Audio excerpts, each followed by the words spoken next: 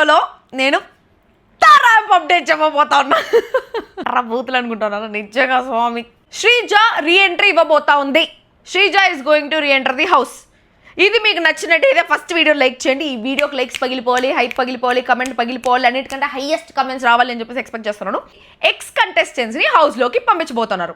ఆ ఎక్స్ కంటెస్టెంట్స్లో నాకు తెలిసి సెలబ్రిటీస్ అయిన సృష్టి అండ్ ఫ్లోరా ఉండకపోవచ్చు. మిగిలిన కామనర్స్ నలుగురు, శ్రీజ, ప్రియా, హరీష్ అండ్ మర్యాద మనీష్, వీళ్ళు నలుగురు బిగ్ బాస్ హౌస్లోకి ఎంటర్ అవ్వబోతున్నారు. లాస్ట్ సీజన్లో జరిగినట్టు హౌస్లో నామినేట్ చేస్తారు.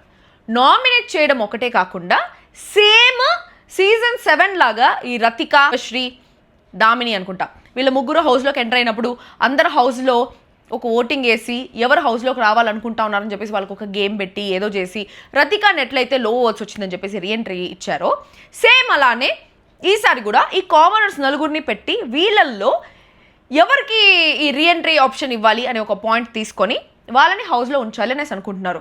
లాస్ట్ సీజన్ లాగా నామినేట్ చేసేసి బయటికి వచ్చేయమంటారా, లేకపోతే నామినేట్ చేసి ఒక వారం రోజులు హౌస్లో ఉండొచ్చు అనే ఒక పాయింట్ ఇస్తారా, లేకపోతే వాళ్ళకి టాస్క్లు కండక్ట్ చేయొచ్చు అనే పాయింట్ ఇస్తారా, లేకపోతే వాళ్ళకి టాస్క్లు పెట్టి హౌస్లో ఉండే హౌస్ మేట్స్ అందరూ వీళ్ళకి ఒక టాస్క్ పెట్టి ఎవరు హౌస్లో మళ్ళీ రీఎంట్రీ ఇవ్వాలి అని చెప్పేసి చెప్తారా, లేకపోతే హౌస్లో వాళ్ళకి డెసిషన్ ఓటింగ్ అందరూ ఏకాభిప్రాయంతో ఒక పేరు చెప్పండి అనేసి అంటే ఆ పేరు చెప్తారా, మనకి ఏమీ తెలీదు.